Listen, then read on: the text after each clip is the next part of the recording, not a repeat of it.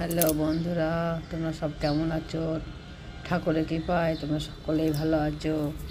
আজকে আমি তোমাদের কাছে নিয়ে এলাম একটু একটু ভালো রান্না করার তোমরা আমাকে লাইক কমেন্ট করে জানাও যে আমি কেমন করছি, কেমন হচ্ছে। একবার জানাও, সবাই কমেন্ট করো, তবে তো আমি বুঝতে পারবো যে আমি ভালো করছি না খারাপ করছি। ভালো করলেও বলবে, খারাপ করলেও বলবে, ভুল হলেও বলবে, ভালো হলেও বলবে। হ্যাঁ, তবে তো আমি একটু হব যে যে না আমার হচ্ছে কিছু। হ্যাঁ, নাহলে আমি তো জানতে পারবো না। এই দেখো আজকে নিয়ে এসেছি সাদা সাদা ভাত, হ্যাঁ, নিম বেগুন, পোস্তর তরকারি, পই মেটুরির তরকারি, আর মুসুর ডাল আম দিয়ে, হ্যাঁ, আর করেছি আলু পটল চিংড়ি মাছ দিয়ে তরকারি, আর হ্যাঁ মাছের ঝাল, রুই মাছের ঝাল করেছি, আর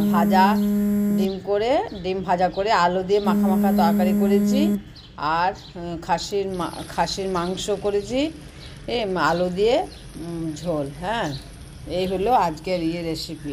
হ্যাঁ, আর করেছি মাংসটা কীভাবে করেছি সেইটা বলে দিচ্ছি। মাংস হবে, প্রথমে কড়াইয়ে তেল দিলাম, তারপরে দিলাম পেঁয়াজটা ভাজা ভাজা হওয়াতে তারপরে একটু টমেটো দিয়ে দিলাম। টমেটো দেওয়ার পরে ওই আদা জিরে লঙ্কা রসুন বাটা দিয়ে কষিয়ে নিলাম।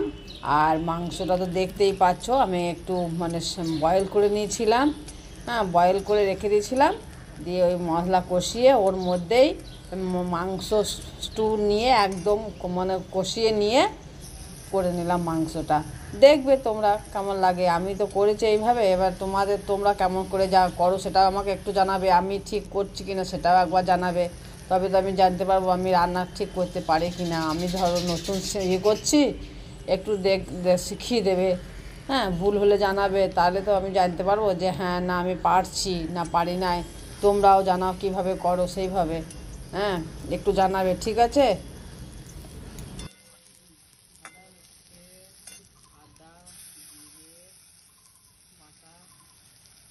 এই যে আদা দিয়ে রসুন সব দেওয়া হলো, এই আদা দিয়ে রসুন সব দিয়ে তরকারি কষানো হচ্ছে।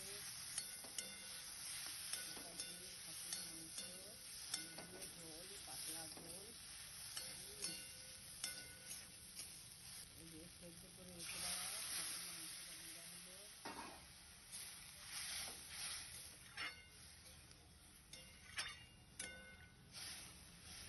পাতলা ঝোল সেদ্ধ করে রেখে দিয়ে মাংসটা আগে ভেজে নিয়েছিলাম। এই যে দিদা হলো, সেদ্ধ করে একটু ভেজে নিয়ে সেদ্ধ করে নেওয়া হলো, কুকারে সিটি করে দেওয়া হলো। হ্যাঁ,